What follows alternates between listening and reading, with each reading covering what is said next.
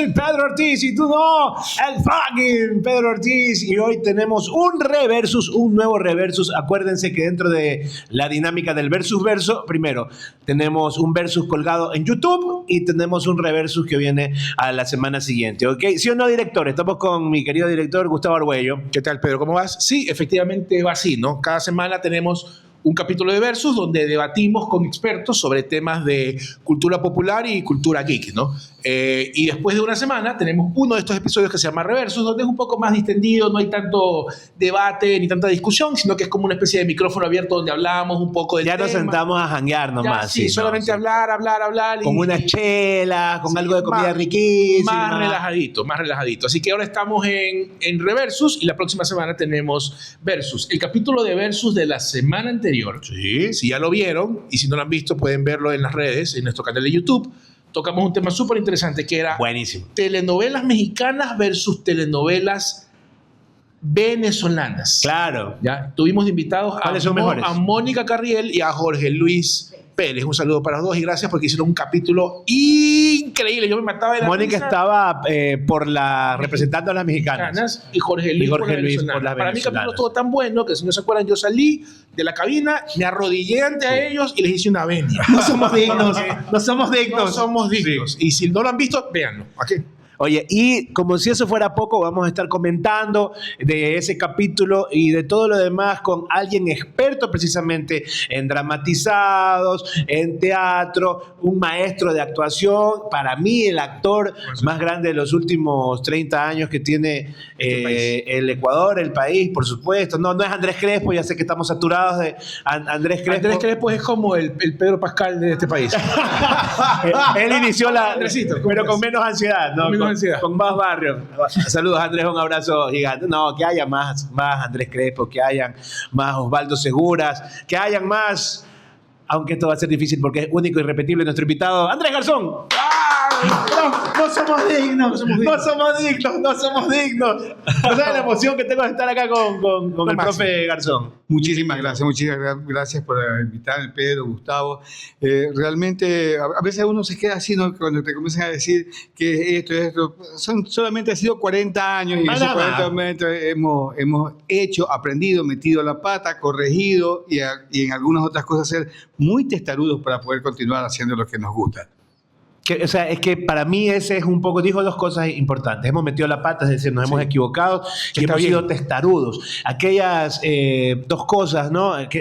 Virtudes que parecerían defectos, o aquellos defectos que con el tiempo y asumiéndolos bien se convierten en virtudes, es lo que llegan a hacer una carrera. Sobre todo en esta carrera en la que transita Andrés, que es una carrera de resistencia más no de velocidad, y que además es aquella carrera en la que tus papás te dicen, ¿qué dijiste que vas a hacer?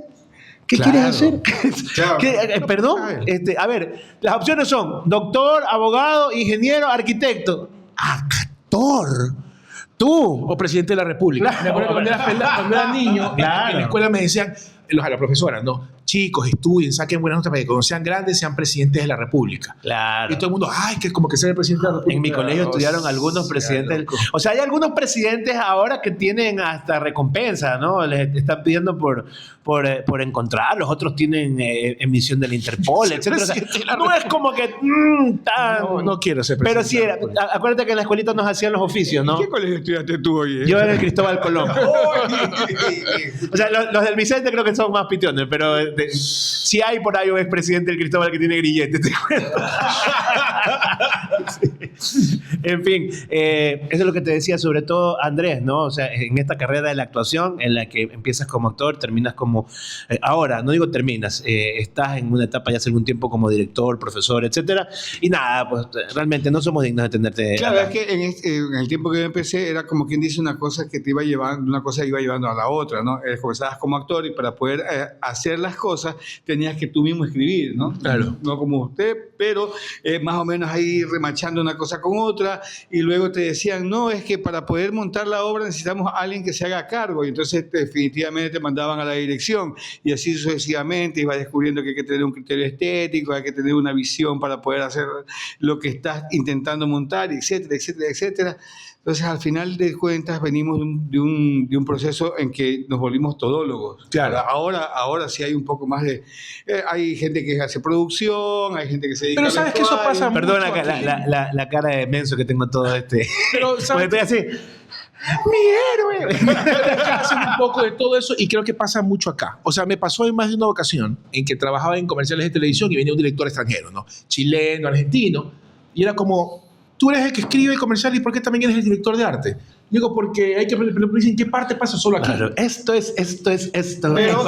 Pero también es porque hay una situación en la que nuestro espacio de las cosas que realmente debieron pasar como debieron pasar es muy corto. O Claro. sea, es como decir, sí, vamos a hacer cinematografía. Y cuando te das cuenta, ¿qué de cinematografía tenemos prácticamente como tal? Claro. Menos de 20 años. Correcto. Así como tal, así como... Con constante, con un seguimiento. como un tal. proceso Con todos los fierros, artístico con todo lo- realmente. Entonces, Es poco realmente. Es Claro. poco realmente. Entonces, y nos podemos comparar con Colombia, con Argentina, con Perú, que todos son un proceso. Y ahí también llega a lo de las telenovelas. Como, Pero pasa una cosa. Tal vez en esos países puede ser porque sí hay más profesionalismo, me refiero, no por el talento de las personas, sino que porque tienen inclusive sindicatos y todas estas cosas. Y el que hace fotografía hace foto, y el que escribe, escribe, y el que dirige. También, sí, crea la industria. La industria se fortaleció a través de las asociaciones, las agrupaciones y las sociedades y los sindicatos, que han respetado el espacio de cada uno de los laburantes en cada área, ¿me entiendes? Sí. Yo les cuento algo, si es que no lo sabían. Cuando ustedes veían Tinelli, ¿ok? Y Tinelli tenía que nombrar un producto, nunca el nombre del producto salía de la boca de él, sino salía de la nana feudale, que decía Jorgito los alfajores, ¿no? ¿Por qué? Porque él no puede hacerlo, porque no tiene licencia de locutor comercial.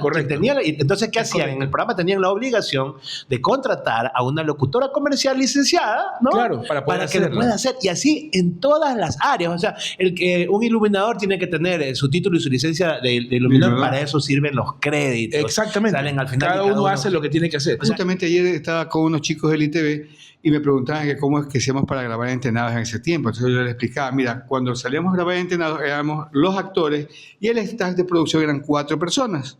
Dice, 4 personas, sí. Era el man que manejaba la camioneta.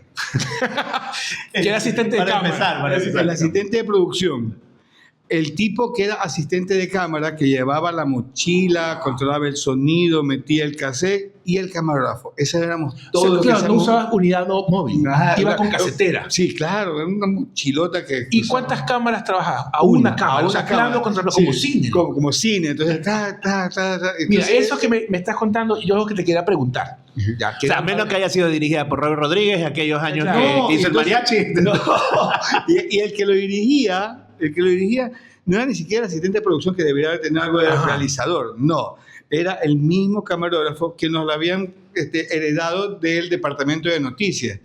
Okay. Que después de unos años, de algunos años, se convirtió en director de fotografía y era Lucho Campoverde. Claro, Luchito. Luchito. Sí, Luchito, y que al final de cuentas terminó dirigiendo de la vida real. Pero mira, yo te quería preguntar eso, te adelantaste un poquito, pero quería... Mira, yo he visto Los Entrenados, no tienes idea cuántas veces, y de niño lo veía y lo disfrutaba porque me parecía increíble. Es la génesis de nuestras sitcoms. O sea, en realidad, oficialmente es la primera sitcom de este país, que llegó bastante tarde, llegó en el 89. Sí, en el 89. Pero ya, o sea, todo el mundo ya hacía sitcom ya 30 años atrás. O sea, yo creo que hay una referencia y tal vez Andrés nos pueda ayudar antigua, porque me hablaban de la escuelita del profesor Lechuga. Pero ese era en estudio. Eso era en estudio. Eso era en estudio. Que le dieron en Telecentro, y se grababa de la Ecuavisa y también... Fueron en algunos canales. ¿Cómo se llama? El sistema... A ver, cuéntame de eso, porque yo escuchaba lo que mi papá me contaba, ¿no? Entonces, era un grupo de gente y se la grababa de cierta manera como tú hacías las funciones en el radioteatro. Porque de allí viene, del mundo del... Todo el sitcom viene de eso. Entonces, y alguien tuvo la idea, no, es que eso que era un boom en ese tiempo, estamos hablando de principios de los 60, la escuelita cómica del maestro Lechuga, y los llevaron así, tal cual. Entonces era un plano secuencia pues marcabas la cámara y mientras ellos iban jugando la televisión, como dijo alguna vez Eduardo Olmes, un productor, el negro, ya fallecido. Sí. Entonces comenzaron a decir, bueno, si yo aprieto aquí, ¡tac! Veo la cámara. Hay un primer plano, ya. Entonces ahí comenzaron. Era radio grabada. Comenzaron a hacer lo que era televisión. Y de ahí hay un salto, porque esa es mi primera gran referencia. De ahí nada hasta los entrenados. No, o sea, de ahí se hicieron algunas otras cosas. Coavisa hicieron como unas telenovelas unas telenovelas que fue Alfonso Espinazo en los Monteros, pero eran en vivo. Lo más cercano a Los Entrenados era La Chica de Manta. Okay. Pero ese fue como una miniserie. Creo que fueron 2 episodios. Ahora nosotros vemos miniserie, pero en ese tiempo era la telenovela de 20 episodios, una cosa así. Sí, fue como cortita. Marina Salvarezia, yo recuerdo tanto que Marina Salvarezia iba caminando y ¡pac! Se queda así como a medias y se le ve el cable que va saliendo se va saliendo así como un apéndice porque aquí cargaba el micrófono, no había inalámbricos ni Paco Cuesta era el galán. Sí. Entonces, con pelo. Que me acuerdo que había con pelo. Y sabes que alguna vez vi una nota vieja cuando trabajaba en Ecuavisa, en los archivos de Ecuavisa, había una carpeta de cada programa. No sé si existen todavía, pero había unas notas de La Chica de Manta que me pareció raro. O sea, yo era muy chiquito cuando me acuerdo que era una novela, pero no la vi. Pero hablaban de que había habido un problema en medios y la gente, porque había un diálogo en La Chica de Manta cuando ella le dicen a ella que él se enamora de una chica provinciana. Yeah. El aniñado se enamora de esta manteña, ¿ya? De una chica provinciana, pero alguien sale en una nota de un diario de Quito y que dice, un momento, Guayaquil también es provincia. Yeah. No si eres guayaquileño, eres provinciano. Solamente si eres capitalino, puedes decir capitalino, claro. O sea, y tenía sentido, pero se había hecho como un conflicto que hoy, bueno, hizo programas de chisme, o sea, sales en Instagram, te banean, pero era como una nota y la habían guardado. Y digo, claro, es muy raro, pero era como la gran noticia que le había dado como impulso esa serie. Te voy a contar una anécdota de las telenovelas en vivo. Ajá. Mi papá participó en algunas telenovelas en vivo al principio en el canal de la Teletortuga, ¿no? El canal 4. Le decían la Teletortuga porque daban ahí los dibujitos de la tortuga D'Artagnan, ¿no? Ahora nadie se atrevería, ni siquiera en Galápagos, a agarrar a la tortuga como representación de algo, porque significa lentitud. En su momento era novedad. Pero hacían El Derecho de Nacer, y en El Derecho de Nacer mi papá hacía el papel de un hermano que usaba silla de ruedas.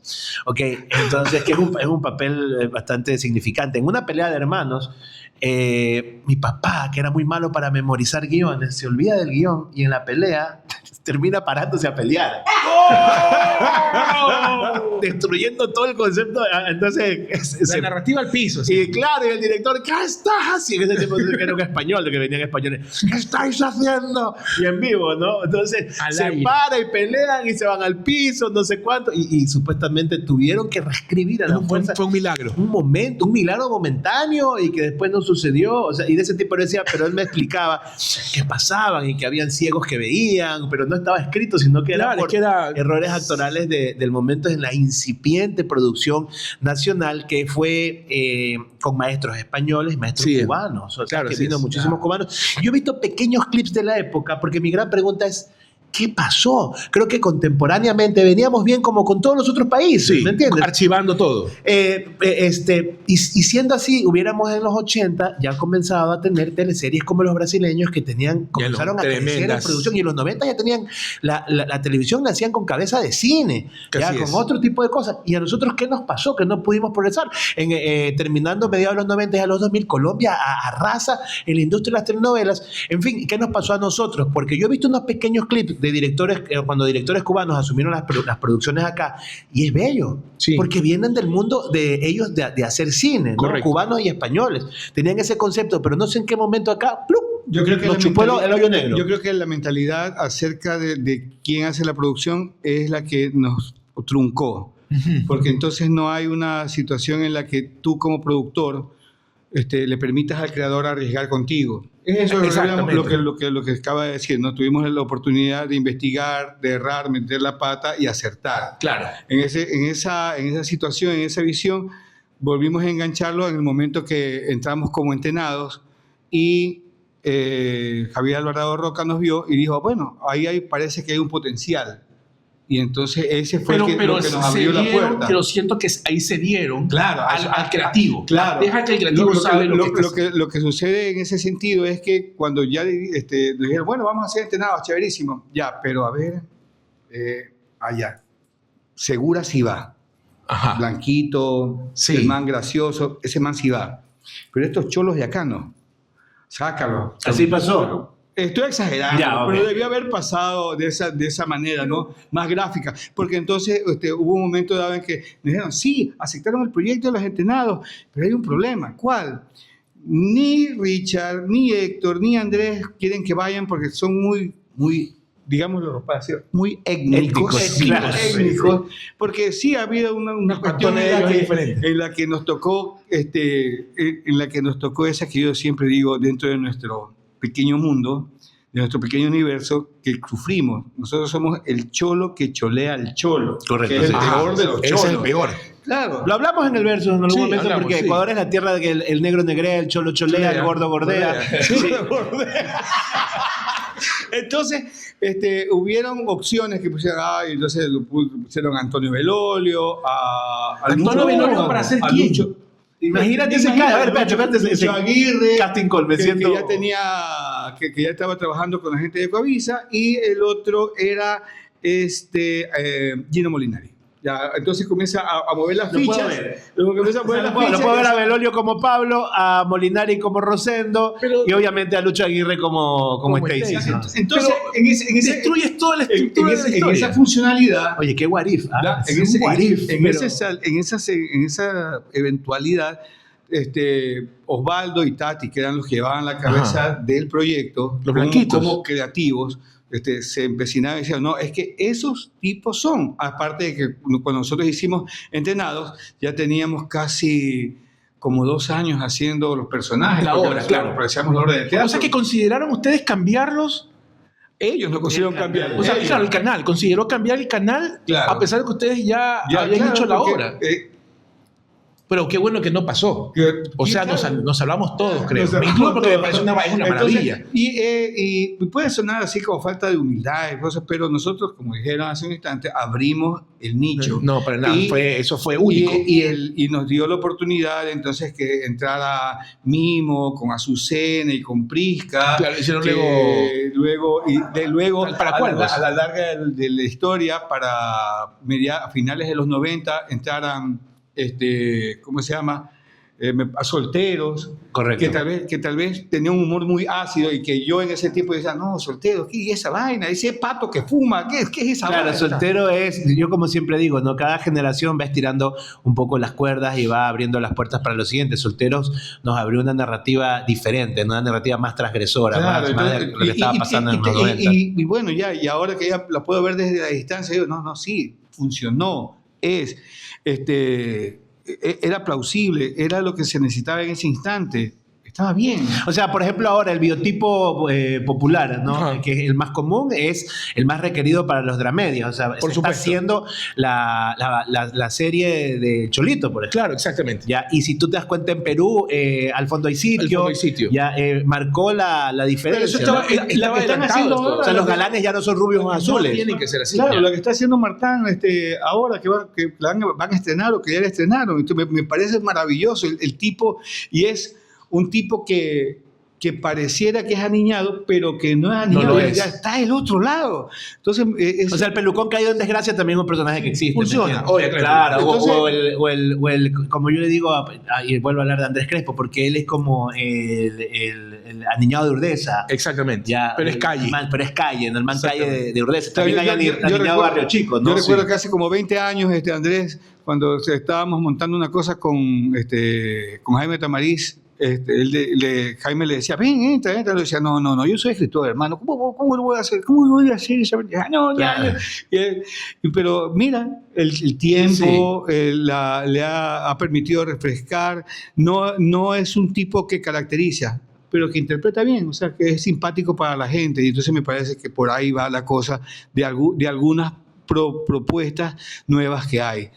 Uno no debe, la experiencia enseña que uno no debe rechazar todo, deben ver, sopesar qué es lo que está pasando y de ahí tal vez mirar si está dentro de tu línea, pero no quiere decir que esté fuera de lo que se puede hacer. ¿Y cómo era grabar eso? ¿Cuántos capítulos grababan ustedes? O sea, un episodio, ¿cuántos Un grababan? episodio nosotros grabábamos prácticamente en una semana, más o menos. Una semana en de episodio. claro, sí. Que ahora es mucho más rápido. Por ejemplo, cosas como en Ecuavisa, el Combo Amarillo, me acuerdo que era como de la misma duración, la hacían en un día. Okay. Claro, obviamente mucho más personal, tal vez mucho más profesionalismo, los escenarios, todo, ¿no? Digamos que se cortaba más el tiempo por el hecho de que si es que era totalmente en estudio. Correcto. O hacíamos exteriores. Exteriores, me acuerdo. Claro, entonces bueno, yo recuerdo mucho una que fue así como que donde las papas queman, es que cuando hicimos el Mogollón de Oro. Claro, eso la calle, ¿no? La pelea de box, sí, la el pelea de box. todo. Entonces el que tenía que pelear era Richard. Él era el boxeador que tenía, el man que se tenía que fajar. Pero terminó sin sentido. O sea, se reescribió. ¿Pero por qué? Porque ya habíamos grabado el estudio, el interior. Era chévere. Y Richard, como él era un tipo libre, por decirlo de alguna manera. Richard. ¿Qué hizo Richard, por Dios? La noche anterior a la grabación de la parte de exteriores, se había ido así como de farra, se había resbalado y se había caído en una camioneta y se había fregado la muñeca. ¿Cómo boxeas con esa muñeca? Claro, ¿no? Ni que fuera sin dinero de la mano. No, claro. No. Entonces, y a las, como a las 9 de la noche, Osvaldo me llama y me dice, Andrés, ¿qué pasa? Mañana grabamos. Sí, por supuesto que mañana grabamos. Pero tú tienes que hacer lo que iba a hacer el negro. ¿Qué? Sí, todo el guión. Sí, y aparte que lo tuvimos que volver a hacer porque a lo que nos pasamos a Ecuavisa, la idea de lo que nosotros queríamos una cuestión así de barrio, el palo encebado, la típica. No, ellos habían conseguido, en su visión, que el Yeyo Uraga, donde había un ring, y decir, oye, ¿con qué gente vas a llenar eso? Si no, claro, faltó pensar en los extras, ¿no? Entonces, no, volvimos a empecinarnos. A la cosa más grande. Entonces, ese capítulo de ahí, y creo que cuando se van a Novol, que son esos como que tienen full exteriores, equivale como en el Chavo al de Acapulco. Sí, no. Que era como que ya no es en el el Mogollón de Oro marcó una época. Cuenca. Hay una cosa maravillosa también que cuando están entrenando se ve el Guayaquil de esa época. Exacto. Ahí voy. Se ve el registro de la calle, ¿no? Entonces me dice, bueno, pero 5 de la mañana nos tenemos que ver. ¿Dónde? Ahí en Tomás Martínez y Rocafuerte, que es donde quedaba la fachada de la casa. 5 de la mañana ahí. Y grabamos toda la mañana y parte después un poquito del mediodía, y a las 2 de la tarde tenemos que entregar los cassettes para que los fueran a editar. Porque el día sábado sale el episodio. Entonces, o sea, con poco colchón estaban ahí. Sí, toda esa situación que se creó para lo que tú veías en la calle, lo que iba corriendo, lo que corría en Urdesa, lo que corría en 9 de octubre, lo que subía el cerro y todo eso, todo lo hicimos en la mañana, desde las 5 de la mañana hasta casi las 2 de la tarde. Qué increíble saber todo esto, te lo juro. Entonces, nos decían, ustedes juegan a hacer la televisión, pero si no nos dan las oportunidades, claro. si nosotros pero es que rompieron todo, se te pasamos una idea y más que sea no nos sentamos, claro, se hace preproducción, nos sentamos a estar diciendo, este es el valor estético que va a tener. No, allá era toma, ya lo leía, me parece que está bien, vamos, hagámoslo. Y a la hora de la hora, cuando hicimos los Defensores de la Perla, fue otra. Eso es una maravilla. Ese tema. A eso íbamos. No hay archivo de Defensores de la Perla. No tengo nada. Debería tener Ecuavisa. Yo en algún rato busqué. O Tati, ¿quién puede tener ahí? No, mira, como yo trabajé en Ecuavisa años, en algún rato cuando yo entré a trabajar al canal, yo me fui a Videoteca, porque yo dije, tengo que verlo de nuevo, porque creo que nunca más lo volvieron a dar, no hubo reprise, salió y se fue. Yo entré en el 96, y yo entré y pedí el archivo porque quería ver los episodios y nunca los encontré. Probablemente nadie los guardó, que es una pena, es lo que le llaman los... Yo tenía la esperanza de que, como se digitalizó muchas cosas, todavía, pero yo no los encontré. Inclusive me metí, así me... ¿Qué habrán regrabado encima? Sí, no sé. Me metí a Videoteca, nunca los encontré. Lo único que sí encontré fue, porque me acuerdo que yo llegué al programa porque tenía la revista Peques, que era del Grupo ENSA, y había un reportaje en la revista Peques, porque el programa sí tenía esa nota bien inocente de héroes locales y los niños obviamente los van a querer, y había una nota. Entonces yo me acuerdo que estaba en la playa, leí la nota y dije, wow, un programa policíaco en Ecuavisa y con los actores de los entrenados. O sea, era perfecta la fórmula. Pero yo me acuerdo de esa nota y algún rato sí me fui al archivo de ENSA entré y busqué las revistas Peques y encontré el archivo. O sea, no hay más que eso. Alguien subió en YouTube una promo. Me parece que alguna persona de los que trabajaron en el departamento de promos de canales tienen canales de YouTube y van subiendo algunas cosas. El otro día encontré un programa completo de María Rosa, por ejemplo. Ya con sus defectos de cinta, ¿no? Sí. Pero está completo el programa de María Rosa. Está completo. Entonces tú puedes vivir la experiencia. Ya, Wow. hay un canal que se llama Cronóstato. Ya, no sé si está ahí, pero he descubierto un par. Algunos, no sé si alguno desapareció por ahí, pero he descubierto algunos que tienen este condumio. Y vi uno donde estaba promo Defensores de la Perla. Y hay una promo. Y es la promo del capítulo de Robocop. Ese es el capítulo de él. Ese es el capítulo de la ¿Dónde consiguieron el traje de Robocop? Porque puede ser que yo también, como era niño, con el tiempo sobredimensioné, que es lo que solemos hacer cuando somos niños, cómo se ve. Pero yo, en mi recuerdo más vago, recuerdo que era fiel al de la película.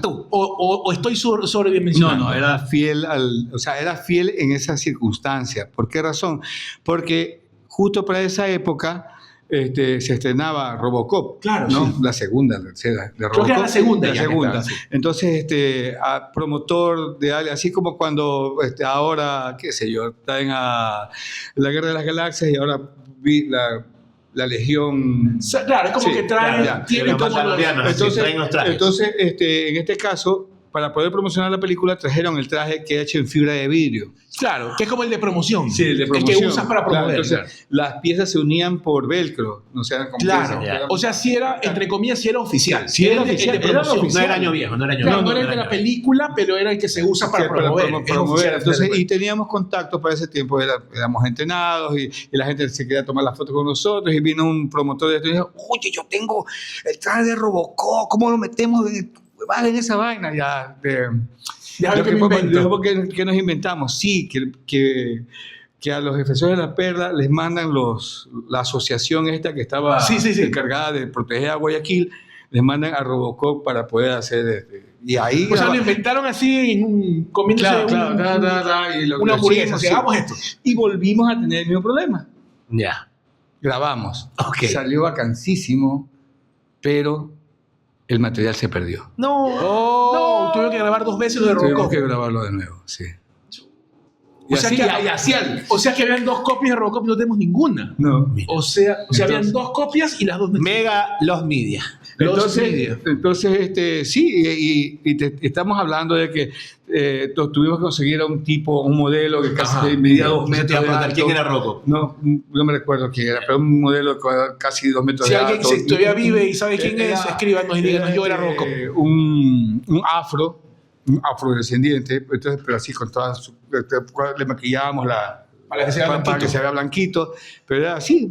Era muy chévere. Yo creo que tengo un par de fotos por ahí vagas. Quiero ver esas fotos. Si puedes compartirlas para ponerlas aquí. Pero ¿sabes qué me gustaba del capítulo? Que de la serie era que el villano era tu hermano, ¿no? Claro. Pero él se cambiaba en cada capítulo a un nuevo personaje. O sea, siempre era él, pero su look se reinventaba en cada capítulo. Claro. Entonces volvió a aparecer él como el villano de turno, pero repetías al actor. Claro, sí. Entonces era como un nuevo personaje, pero era como que era el mismo y no era el mismo. Claro. Porque algo tenía el nombre de él, no me acuerdo cómo se llamaba.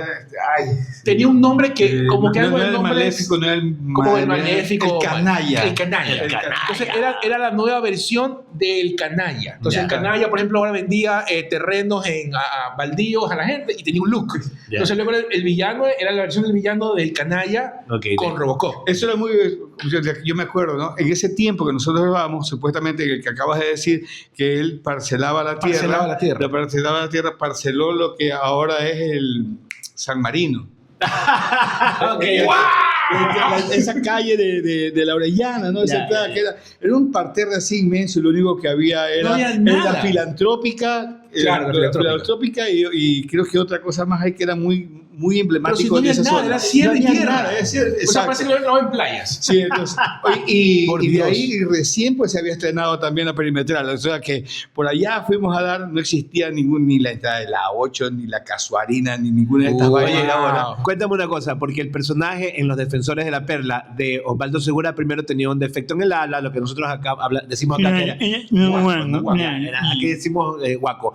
Pero luego lo tuvimos que cambiar. Sí, pero primero fíjate que lo desviven en en la ficción. Claro. Lo desvive. Es que no podemos decir porque estamos en YouTube. Pero, oye, pero eso también es algo súper tuco para un seriado. O sea, imagínate, viene la pareja, ya te estás encariñando con el personaje porque era entrañable ese personaje. Sí. Y luego fallece en la ficción y lo reemplaza el hermano gemelo. El hermano gemelo, sí. Que ya no tenía ese efecto. Era Atarvante. Cuéntame qué pasó.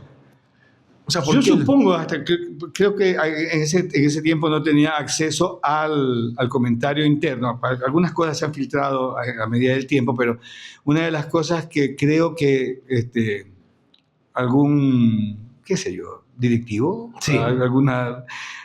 No, ¿cómo? Es que ese personaje habla así. No me va a hacer un héroe, un timo, un sueño, no puedo tener un sueño por eso.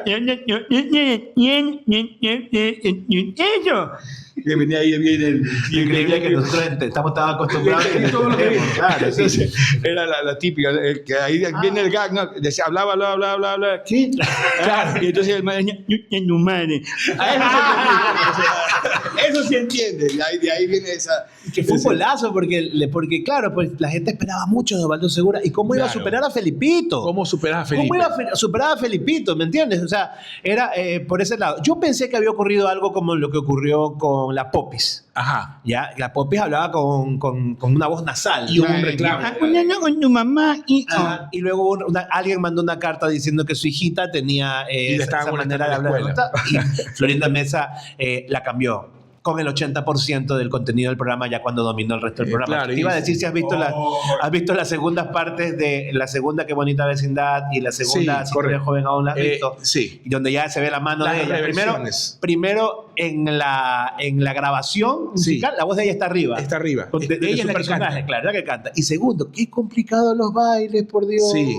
Lo que era natural y sencillo en los primeros y la primera vez que cantan en Chespirito, Si tú eres joven aún, Mañana viejo serás, es maravilloso porque es una coreografía linda, pero está en el ambiente de la escuela. ¿Te acuerdas? Correcto. La cantan con Chapatín. Con el Chapatín. Ok. En la reversión la cantan en el cumpleaños de Don Ramón. Exacto. En el patio. Don Ramón, que sabes que es como bien raro ese episodio, sí. ¿no? Ajá. Pero qué complicado el baile. Es horrible, es feo. Ya, y todas coreografías raras así. Sí. Claro, se nota que es la mano de ella. La mano de ella.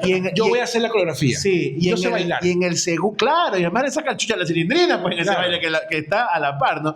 ¿Y qué me dice de los tiros de cámara del segundo? Qué bonita vecindad. Malísimo. Qué loco. O sea, malísimo. Que no hay un buen director. Hay una fuga en uno que se ve la luz de arriba cenital, pero no sé si ellos habrán estado jugando a hacer Orson Welles. Los tercios están por el horrible todo. Demasiado ir arriba.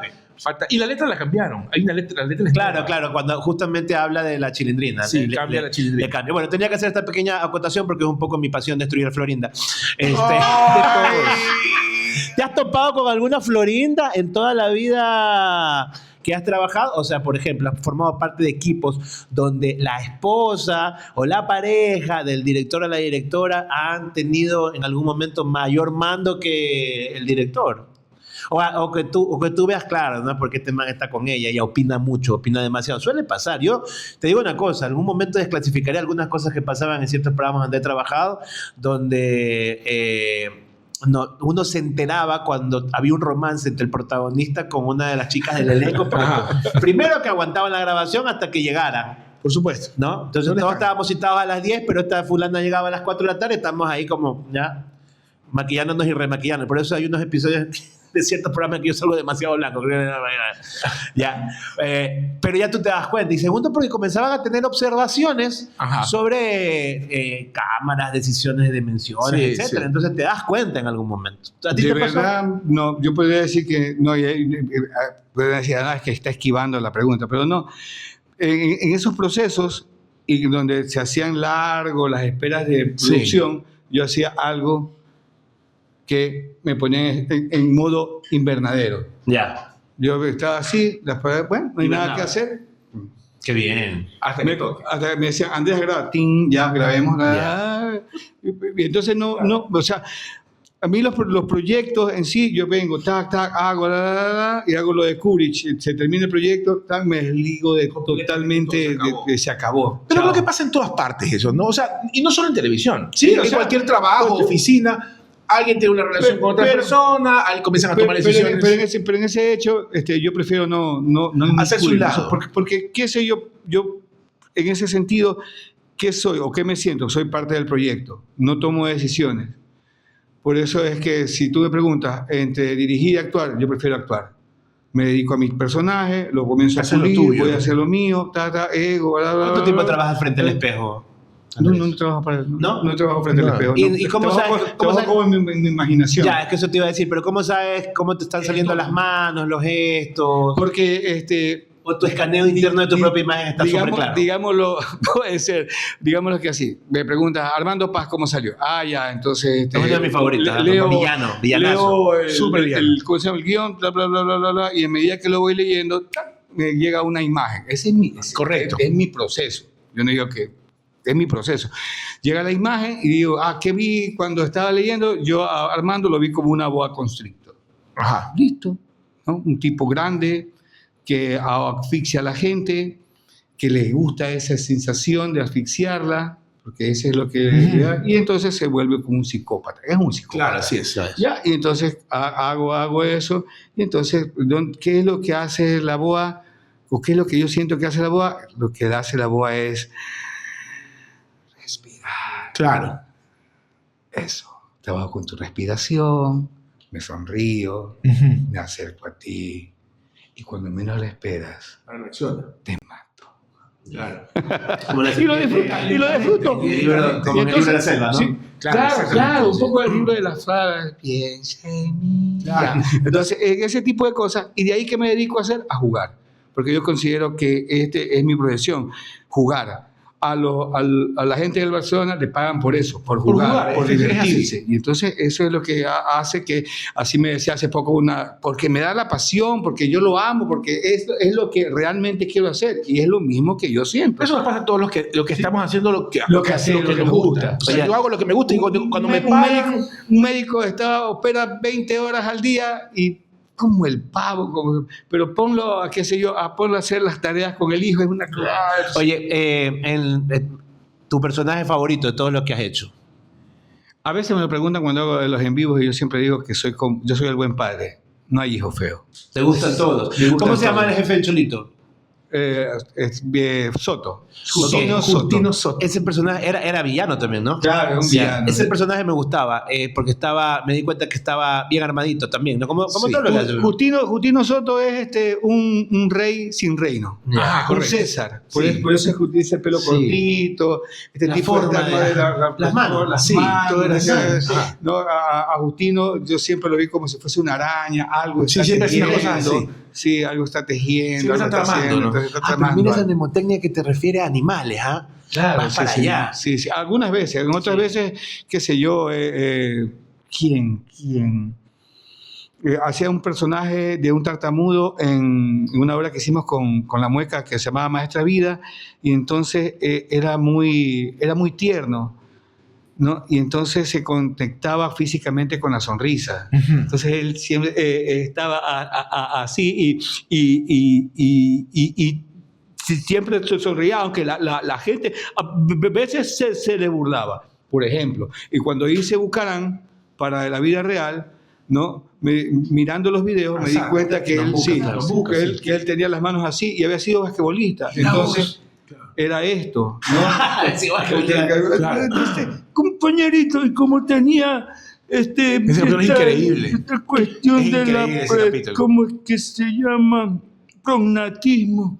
Compañerito, entonces, y de ahí vas jugando con la respiración, poniéndola aquí, acá. De ese, por ejemplo, de ese proceso fue muy chévere cuando se me acercó a Berroz Bucarán y me dijo, está bien. Oye, mira, tal vez la primera vez que yo me di cuenta de que, o sea, la primera vez que Andrés me deslumbró fuera de la comedia y que podía hacer otras cosas y que yo ya estaba empapándome de mucho cine, y me di cuenta que teníamos un crack que tal vez había pasado desapercibido porque estaban en la comedia y en el teatro y tal, fue cuando hizo del Vigilante. el vigilante, que este fue el famoso caso de la Comisión de Tránsito, que se quita la vida ahí al pie, sí. al Fue pie terrible, del fue juguito de terrible. coco. Y qué profundidad de personaje. Es que lo bueno de ese dramatizado fue precisamente aquello, ¿no? Que le dio otro rango para actuar a nuestros actores. Claro, ¿no? pero fue terrible porque... ¿Cómo llegaste a esa desolación, a esa depresión? Estuve trabajando con un director de actores que se llama Yeyo Herrera. Y entonces con él estuvimos casi una semana, ¿no? Y utilizó un proceso que fue muy doloroso, pero muy doloroso. Me presionaba al máximo y mientras fuimos avanzando, ahí yo podría decir que simplemente fue una cuestión muy, muy interna. Que apelaba a lo emotivo, a memoria emotiva constantemente. Pero sí, pero no. Yo no me meto en la memoria emotiva porque llega un momento dado en que te cansas. ¿Y te puedes quedar pegado también? Te puede ser, pero fue tal la presión que él ejerció sobre ese tipo de cosas que en el momento que estaba dirigiendo Lucho Campo Verde, el momento que me pego el tiro, ¿no? Que fue ahí afuera de la Comisión de Tránsito, y ya me pego el tiro, como quedo medio liberado de eso, y me siento y comienzo a llorar. Sí, ya en el corte. Ya en el corte, sí, con ese sentado así, llora y llora y llora. Y no había nada que me parara. Claro. Que fue lo más. Llorando. Y entonces se me acerca Lucho y me dice, tranquilo. Y se me acerca al oído y me dice, y no estoy muy seguro, pero fue una vez, sigue llorando y te meto el dedo en el culo.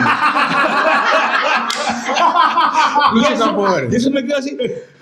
Y me comienzo a reír. Y eso me liberó. Sí, me sacó de la Pero eso cuestión. de que terminas llorando es como también un poco, diría como una hasta despedida del personaje. Claro, ¿no? Porque estás como soltando sí, todo eso que porque, tenías. En ese último instante, claro que en la versión que está en YouTube no se ve, en ese último instante estoy tirado ahí en el piso con los sesos de fuera y se acerca Livia León, que es una maravillosa actriz, y se pega un llanto. Sobre tu cuerpo, claro. Sobre mi cuerpo. Era un grito así desgarrador y yo estaba así tirado en el piso y estás sintiendo la misma sensación, la misma energía. Claro, pero no puedes moverte, estás así. Y yo creo que eso fue también una cuestión, ¿no? Porque llegan momentos en los que tú deseas hacer cosas como Andrés Garzón pero el personaje no lo puedes hacer. Y otra que también me pasó fue que el momento en que yo voy a llamar a mi madre porque me voy a pegar el tiro, yo tuve que caminar casi como media cuadra y en ese aún no había esa formalidad que a veces tiene la gente ahora de mirar qué es lo que estás haciendo, o sea, el respeto, sino que simplemente se paraban ahí, maricón, está llorando, y llevaban cualquier cantidad de tonterías. Y tenías que estar concentrado, te podían sacar. Así como los burros, así, hasta llegar. Entonces, en esos procesos yo he tratado de ser muy generoso conmigo mismo, vale decirlo, y dejarme llevar y fluir, respirar, que es lo que siempre le digo a la gente. Lo que debes es tratar de conectar con lo que realmente estás sintiendo y dejarte llevar. No te asustes, o sea, porque a veces cuando uno está en este proceso comienzas a llorar y te asustas y dices, no, me voy a ver más débil, ¿no? Pero sí, como un miedo a enfrentarse con los sentimientos, que no tiene nada de malo. Por supuesto, pero en el caso de los actores, no está llorando Pedro, está llorando Gustavo, está llorando Felipe, está llorando Ramón, está llorando qué sé. Pero está bueno en todo caso, como que liberarse y dejar esa cosa. Mira, a mí me pasa cuando leo, y casi siempre me pasa que yo cuando leo un libro termino llorando. Y me pasa cuando termino los libros, porque la verdad es que yo me meto tan de cabeza que yo siento que como que conoces la vida de estos personajes y te vuelves su amigo. Entonces cuando ya se acaba, es como que se ha muerto alguien. Claro. Porque lo dejas y se acaba el libro y ya no hay más. Es como en It, ya, que me lo he leído 2 veces, de Stephen King, que es un libro de terror. Pero con estos niños tú vives su niñez. Claro. Una niñez que tú también has vivido. Una preadolescencia que tú también has vivido. Una juventud que yo ya la viví. ¿Ya? En un momento lo leí hasta ese momento. Y cuando lo leí de nuevo, yo ya me había hecho adulto. Entonces comienzas a leer después la adultez y tú te acuerdas de todas esas cosas que has vivido que también han pasado y te vuelves como un amigo más. ¿ya? Y cuando se acaba el libro, digo, ya no puedo aguantarlo y comienzo a llorar cuando leo el libro. Claro, me pasó en más de una ocasión. Y ese hecho de la identificación. Te identificas con muchas cosas de ahí que es inevitable. Que es lo que también hace que el libro que el libro pase a la historia, que sea un... Son años en la vida de ellos. ¿Cómo que has pasado 20 años con ellos? Y es lo que sucedió con Entenados. Entenados, al final de cuentas, logra la identificación, hace que la gente recuerde cosas y cuando se te acercan te diga, así era mi mamá, así era mi papá, le pasó esto, me pasó lo igual. Y contábamos historias que eran muy nuestras, sin necesidad de ponerlas muy truculentas, que a veces eso es lo que... Para contar una historia verdadera en este medio, a veces hay que hacerla negra para que la gente diga, ay, sí, terrible, pero no es así. No es necesario, las historias suelen ser más sencillas. Mira, estamos hablando de una época linda de la producción nacional, donde se pudo llegar a tener una excelencia en actuación, en producción, con Pasado y Confeso, con De la Vida Real, con estos dramatizados que por ahí sí son el inicio y es la génesis de los dramedias actuales, ¿no? Y yo por eso decía, luego, viendo el programa de Versus donde están los versos de las telenovelas, que vayan a verlo para que ustedes vean estos dos expertos de telenovela mexicana y telenovela un súper episodio.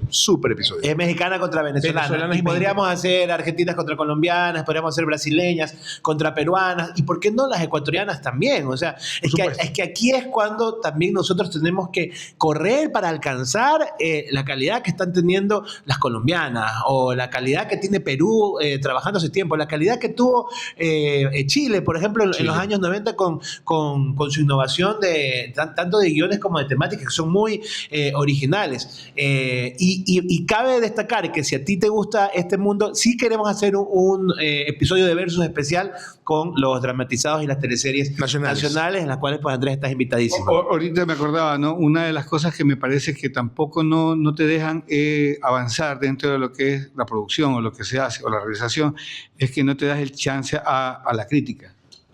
Te dicen algo y entonces es malo. Entonces, no, estás analizando algo que yo hice, que me costó. Por supuesto, te costó, hiciste, pero debes darle también la apertura por eso cuando dices, no, es que Entenados es lo más maravilloso. Quizás dentro de unos años alguien venga y diga, no, Entenados le pasaba esta vaina. Y chévere.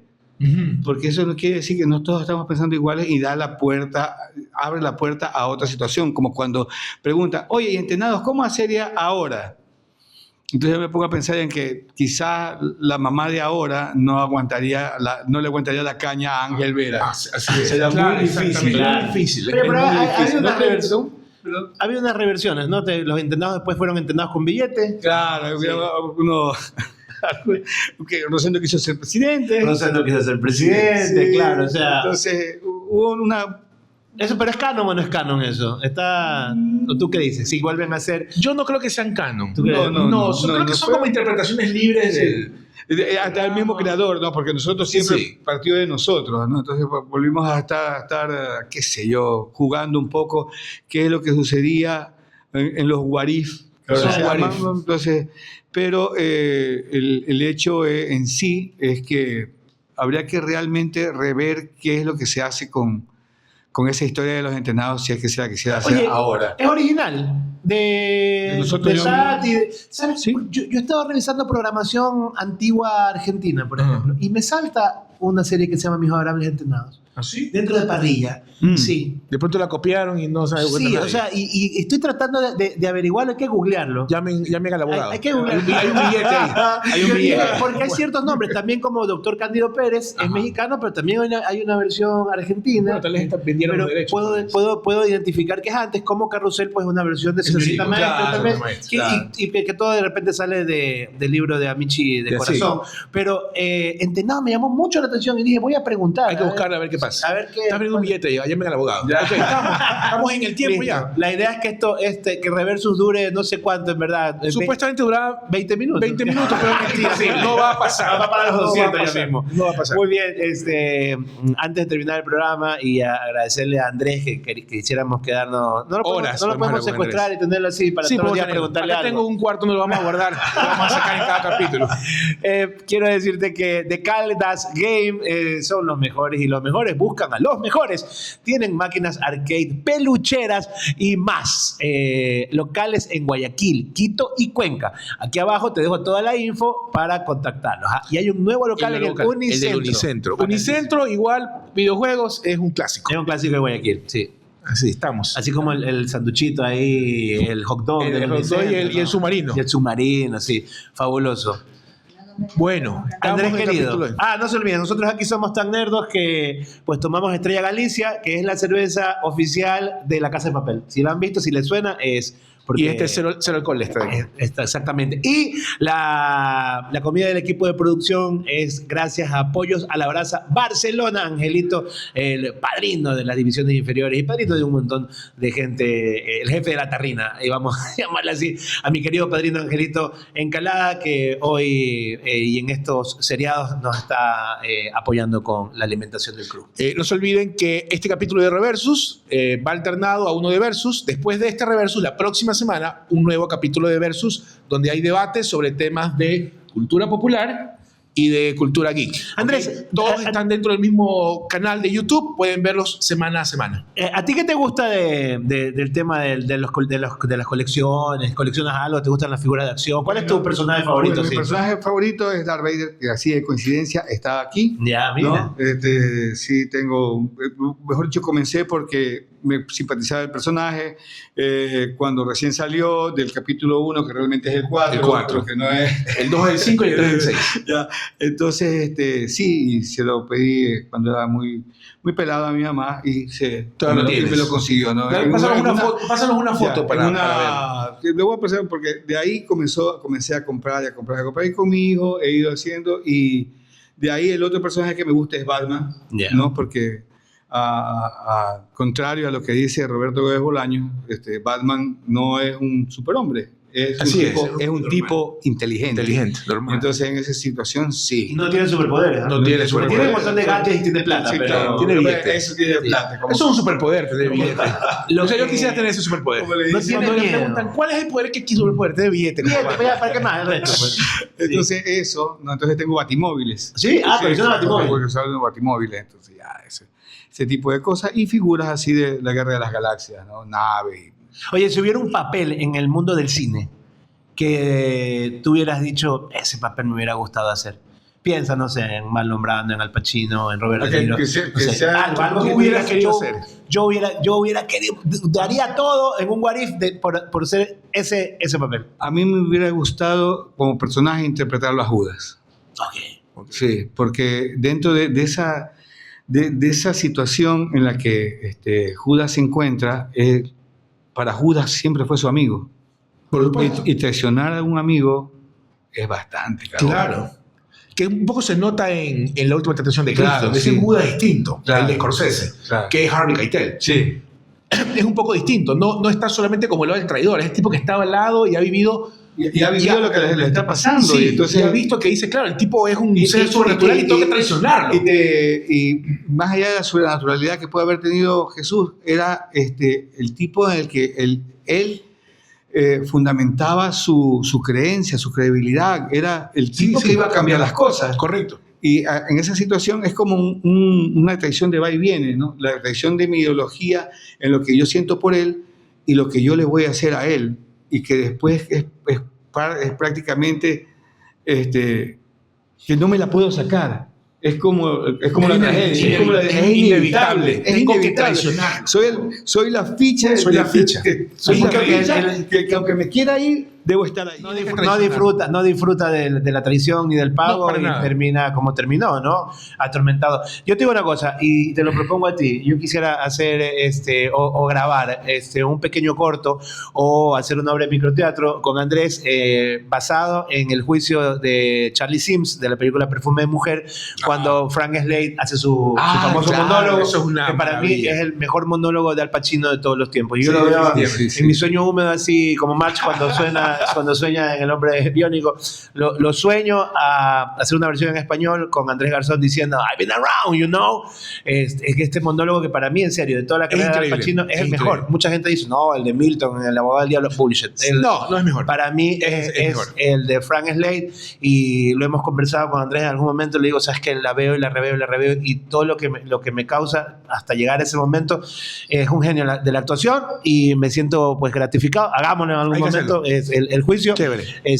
Y Andrés, gracias por estar con nosotros. Muchísimas gracias. Ok, estamos, nos vemos. Amor y humor para todos, tengan la bondad de ser felices. Chao.